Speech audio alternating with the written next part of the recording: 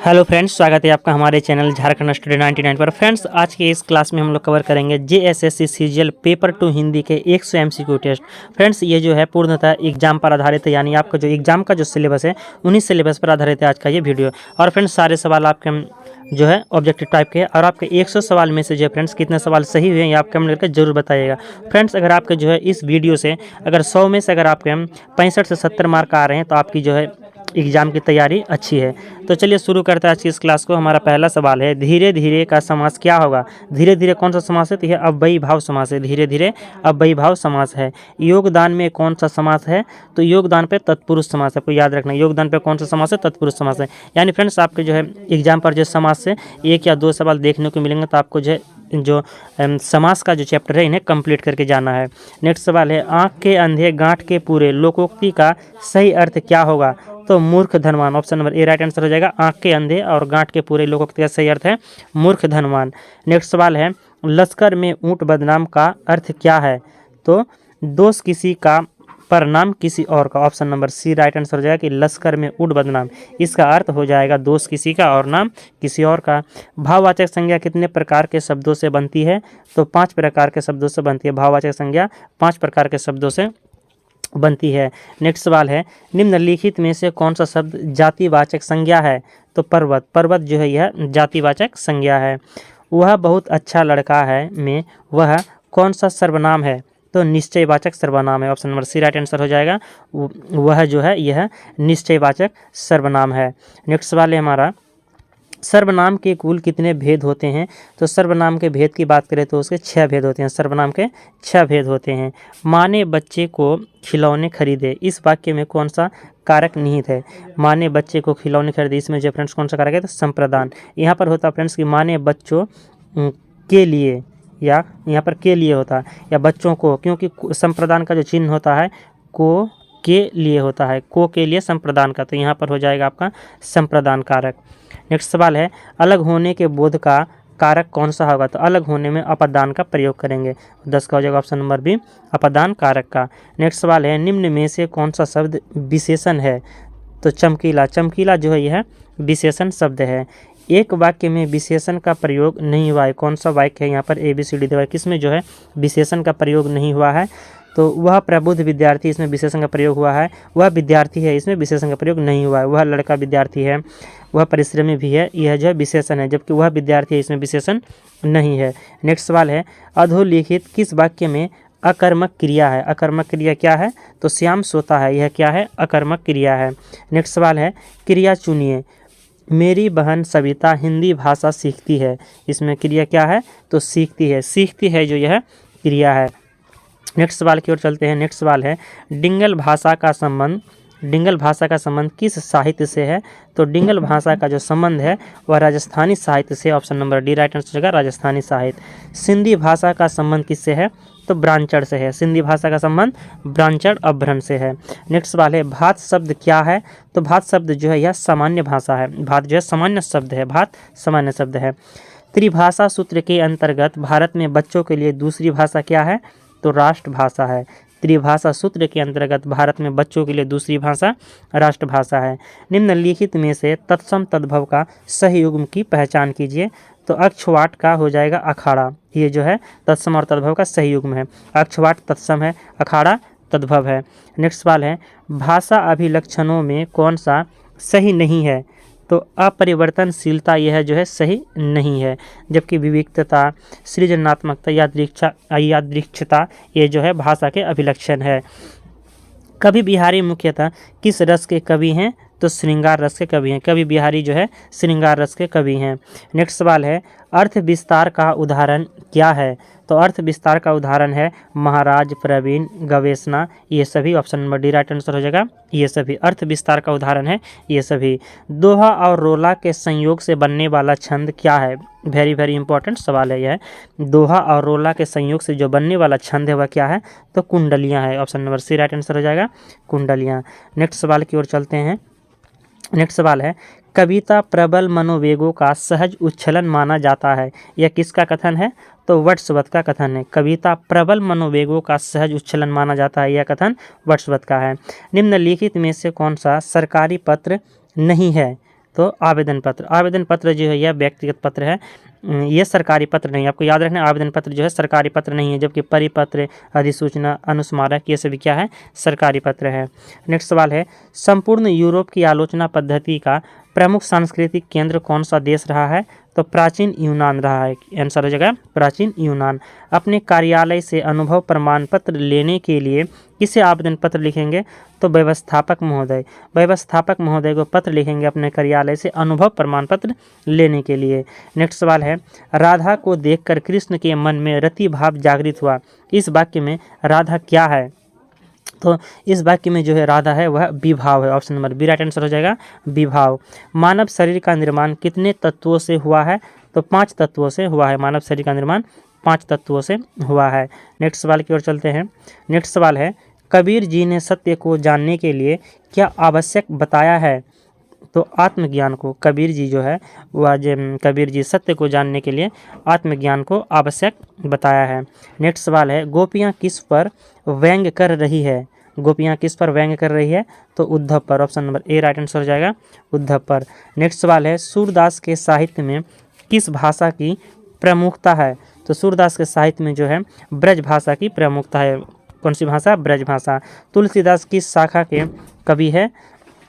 तो राम भक्त के कवि हैं। Option number B right answer हो जाएगा, तुलसीदास की शाखा कवि हैं, तो राम भक्ति शाखा के कवि हैं। सतसई में कितने दोहे संग्रहित हैं? तो 713। ऑप्शन के अनुसार फ्रेंड्स यहाँ पर 713 हो जाएगा। कहीं पर बताया गया कि 713 से 719 दोहे हैं सतसई में, कहीं पर 750 मिलेंगे आपको। अगर ऑप्शन पर 750 रहे तो 750 भी सही हो जाएंगे, कहीं पर 730 भी सही हो जाएंगे। तो आपको यहाँ पर ऑप्शन के अनुसार 713 याद रखना आपको। सतसई में कितने दोहे हैं? तो 713 दोहे हैं। रसखान की कविता का मूल भाव क्या है? तो भक्ति है। रसखान की कविता का मूल भाव भक्ति है। विद्यापति की रचनाओं में इनमें से कौन से अलंकार का प्रयोग हुआ है? तो रूपक अलंकार का, अतिशयोक्ति अलंकार और अनुप्रास अलंकार का, इन सभी का जो है प्रयोग हुआ है। विद्यापति की रचनाओं में रूपक अलंकार, अतिशयोक्ति अलंकार और अनुप्रास अलंकार का प्रयोग हुआ है। आया, यह कथन किसका है? तो कबीरदास का है। आया जो है फ्रेंड्स यहाँ पर आया होता या माया होता, थोड़ा डाउट है इस पर। तो आया जो है यह कथन किसका है? तो यह कबीरदास का कथन है। नेक्स्ट सवाल की ओर चलते हैं। हमारा नेक्स्ट सवाल है, सूरदास में कौन सी कला का अभाव है? प्रबंध काव्य, मुक्तक काव्य, गीति काव्य या खंड काव्य? तो इसके आंसर हो जाएगा ऑप्शन नंबर ए, प्रबंध काव्य कला। सूरदास में कौन सी कला का अभाव? प्रबंध काव्य कला का अभाव देखने को मिलता है, जबकि मुक्तक काव्य, गीति काव्य और खंड काव्य जो है उनकी रचनाओं में देखने को मिलता है। नेक्स्ट सवाल है, मानस के अतिरिक्त तुलसी की अन्य रचनाओं की भाषा क्या है? तो ब्रज भाषा है। तुलसीदास की जो अन्य रचनाओं की भाषा है तो ब्रज भाषा है। भूषण का जन्म कब हुआ है? तो कवि भूषण का जन्म हुआ है 1613 ईस्वी में। कवि भूषण का जन्म कब हुआ है? 1613 ईस्वी में हुआ है। नेक्स्ट सवाल है, निम्नलिखित में से कौन सा शब्द कृष्ण का पर्यायवाची नहीं है? तो हलधर जो है यह कृष्ण का पर्यायवाची शब्द नहीं है। हलधर जो है यह कृष्ण का पर्यायवाची नहीं, जबकि मुरलीधर, कान्हा, माधव ये सभी जो है कृष्ण के पर्यायवाची शब्द हैं। नेक्स्ट सवाल है, बिहारी ने कौन से ग्रंथ की रचना की है? तो बिहारी ने जो है बिहारी सतसई की रचना की है। Option number A right answer हो जाएगा, बिहारी ने बिहारी सतसई की रचना की है। भारतेंदु हरिश्चंद्र के कविता लेखन काल को क्या कहा जाता है? तो नव जागरण काल कहा जाता है। भारतेंदु हरिश्चंद्र के कविता लेखन के काल को नव जागरण काल कहा जाता है। कौन सी कृति भारतेंदु की नहीं है? तो भारत हरण जो है भारतेंदु की नहीं है, जबकि अंधेर नगरी, भारत दुर्दशा ये भारतेंदु की कृति है।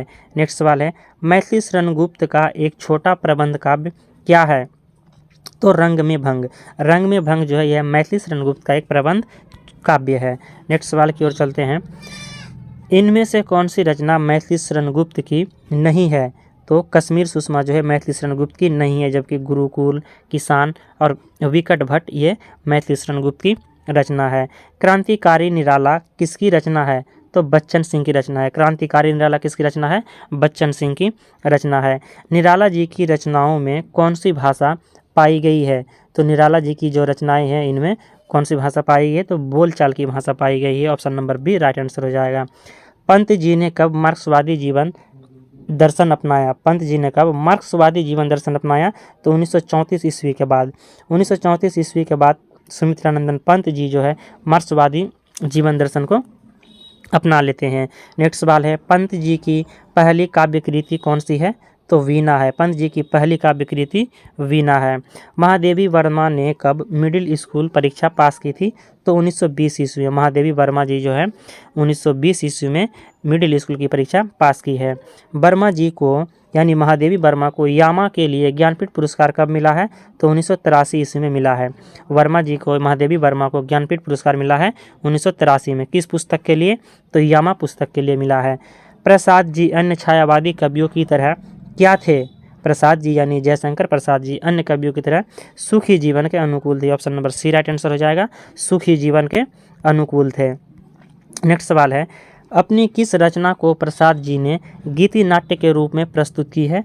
तो करुणालय। करुणालय को जो है गीति नाट्य के रूप में रचना की है। दिनकर कृत कुरुक्षेत्र में मुख्यतः किस पर विचार किया गया है? कुरुक्षेत्र पर जो है किस पर विचार किया गया है?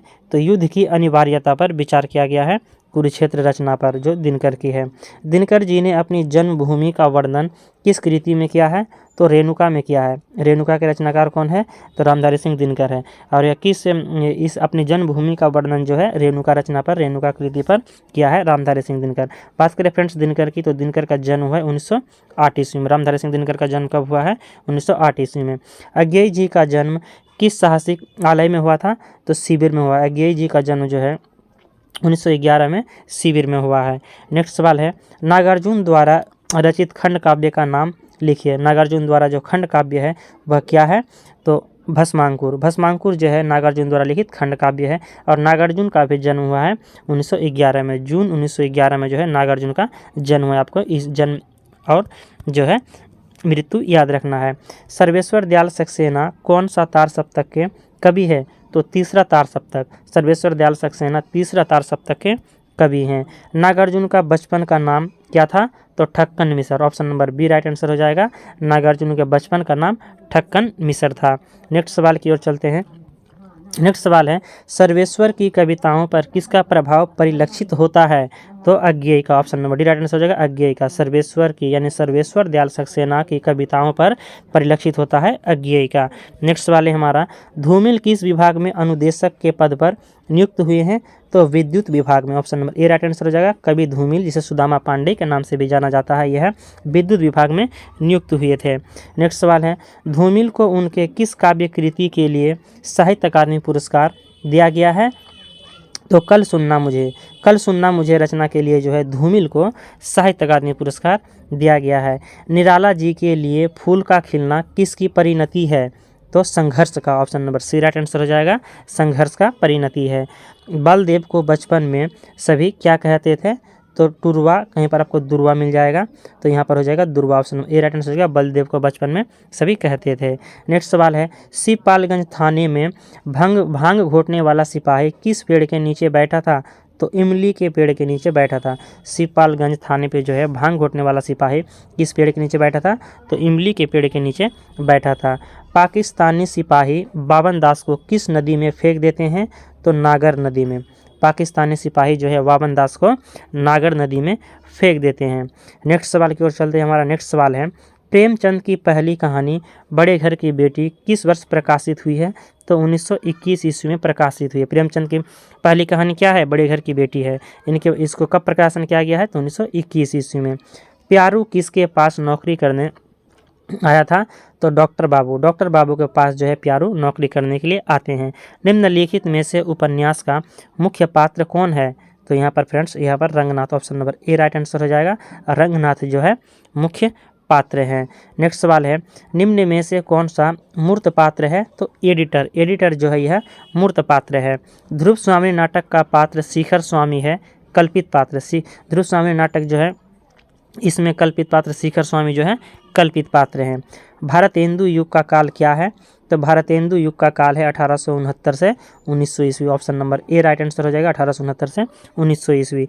भारत दुर्दशा में डिसलॉयटी पात्र का अर्थ क्या होता है? तो देशद्रोह। डिसलॉयटी पात्र का अर्थ होता है देशद्रोह। नेक्स्ट सवाल है, इस राजकुल में एक भी संपूर्ण मनुष्यता का निर्देशन नहीं मिलेगा क्या? यह कथन किसका है? तो ध्रुव स्वामिनी का। Option number A right answer हो जाएगा, यह कथन जो है ध्रुव स्वामिनी का कथन है। नेक्स्ट सवाल है, काले सूट वाले आदमी ने कहाँ चलते हुए अपने से टकरा जाने की बात कही है? तो फुटपाथ पर काले सूट वाला आदमी फुटपाथ पर चलते हुए अपने आप से ही टकरा जाने की बात कही है। गड्ढा भरना का क्या अर्थ है? तो option number B right answer हो जाएगा पेट भरना। गड्ढा भरना का अर्थ है पेट भरना।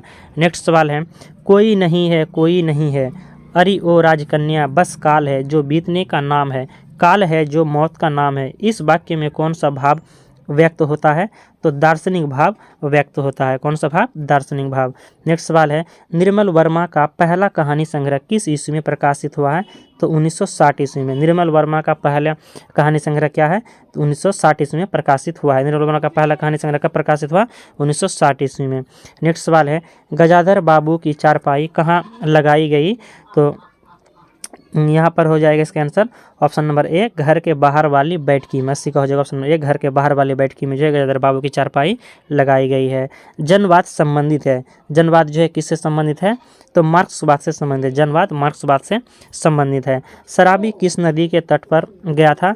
तो गोमती नदी के तट पर गया था। Option number A right answer हो जाएगा, शराबी गोमती नदी के तट पर गया था। नेक्स्ट सवाल की ओर चलते हैं। हमारा नेक्स्ट सवाल है, ठाकुर का कुआं कहानी में जाति प्रथा से त्रस्त समाज का प्रतिनिधित्व कौन करती है? तो गंगी करती है। Option number C right answer हो जाएगा, गंगी करती है। नेक्स्ट सवाल है, किन्नरी बालाएं किसके लिए भांति भांति उपहार लाती है? तो राजकन्या के लिए। Option number A right answer हो जाएगा, राजकन्या। परिंदे शीर्षक कहानी में किस पात्र को केंद्रीयता मिली है? परिंदे कहानी में तो लतिका को। लतिका को जो है केंद्रीयता मिले, यानी परिंदे शीर्षक कहानी का मुख्य पात्र कौन है? तो लतिका है। नेक्स्ट सवाल है, अतुल भवानी ने सूट कहाँ सिलवाया था? तो खान मार्केट में। Option number D right answer हो जाएगा, खान मार्केट में। वापसी पाठ के आधार पर बताइए कि गजाधर बाबू के कितने बेटे थे? तो 2 बेटे थे। गजाधर बाबू के कितने बेटे थे? 2 बेटे थे। नेक्स्ट सवाल है, ज्वाला जो जाति का अहीर था उसके कितने बच्चे थे? ज्वाला के कितने बच्चे थे? तो 2 बच्चे थे। फ्रेंड्स, आप लोग जो वीडियो को लाइक नहीं करते तो आप लोग वीडियो को लाइक जरूर कीजिएगा और चैनल पर नहीं तो सब्सक्राइब कीजिएगा, क्योंकि फ्रेंड्स आपको लाइक करने में 1 भी रुपया खर्च नहीं होता है। लाइक करने से आपका जो है हमें मोटिवेशन मिलता है, तो इसलिए लाइक जरूर कीजिएगा। नेक्स्ट सवाल की ओर चलते हैं। तारपीन का तेल लाने के लिए मिस पाल और रंजीत कहाँ जाने का प्लान बना रहे थे? तो इसका आंसर हो जाएगा ऑप्शन नंबर सी, कुल्लू। तारपीन का तेल लाने के लिए मिस पाल और रंजीत जो है कुल्लू जाने की प्लान बना रहे थे। गजाधर बाबू के बेटे, बहू और बेटी युवा पीढ़ी के किस विचारधारा के पोषक हैं? गजाधर बाबू के बेटे और उनके जो बहू है, बेटी है, यह युवा पीढ़ी के किस विचारधारा के जो है पोषक हैं? तो स्वच्छतावादी। Option number A right answer हो जाएगा, स्वच्छतावादी। नेक्स्ट सवाल की ओर चलते हैं। नेक्स्ट सवाल है, ये लोग इतने अच्छे और बेईमान है, यह कथन किसका है? तो यह मिस पाल का कथन है। Option number B right answer हो जाएगा, मिस पाल का। एपेंडिसाइटिस का ऑपरेशन हुआ था किसे? तो रंजीत को। रंजीत को जो है एपेंडिसाइटिस का ऑपरेशन हुआ है। नेक्स्ट सवाल है, हिंदी शब्द अनुशासन के लेखक कौन है? तो किशोरी दास वाजपेयी। हिंदी शब्द अनुशासन के लेखक किशोरी दास वाजपेयी हैं। विद्यापति ने अपना कौन सा ग्रंथ मैथिली भाषा में लिखा है? तो पदावली। पदावली की भाषा जो है मैथिली है और मैथिली भाषा में जो है विद्यापति ने पदावली की रचना की है। नेक्स्ट सवाल है, सहजमान के प्रवर्तक कौन है? तो सहजमान के प्रवर्तक है सरहपा। सहजमान के प्रवर्तक कौन है? तो सरहपा है। नेक्स्ट सवाल है हमारा, गुरु नानक का जन्म कहाँ हुआ था? तो तलवंडी पर हुआ है। गुरु नानक का जन्म तलवंडी पर हुआ है। नासिकेतोपाख्यान के लेखक कौन है? सदल मिश्र है। नासिकेतोपाख्यान के लेखक कौन है? सदल मिश्र है। नाटक को पंचम वेद मानने वाले कौन विद्वान थे? तो भरत मुनि। आचार्य भरत मुनि जो है नाटक को पंचम वेद मानने वाले थे। लवंग लता किस विधा की रचना है? तो लवंग लता जो है यह उपन्यास है। Option number C right answer हो जाएगा, लवंग लता क्या है? उपन्यास है। लवंग लता उपन्यास है। नेक्स्ट सवाल है हमारा और आज का अंतिम सवाल, धर्म क्षेत्र कुरुक्षेत्र कहानी के लेखक कौन है? तो दूधनाथ सिंह है। धर्म क्षेत्र कुरुक्षेत्र कहानी के लेखक दूधनाथ सिंह है। तो फ्रेंड्स, हमारा यहाँ पर 100 MCQ टेस्ट कंप्लीट होता है। आपके 100 सवाल में से कितने सवाल सही हुए आप कमेंट करके जरूर बताइएगा। मिलते हैं नेक्स्ट वीडियो को लेकर बहुत जल्द। जय हिंद।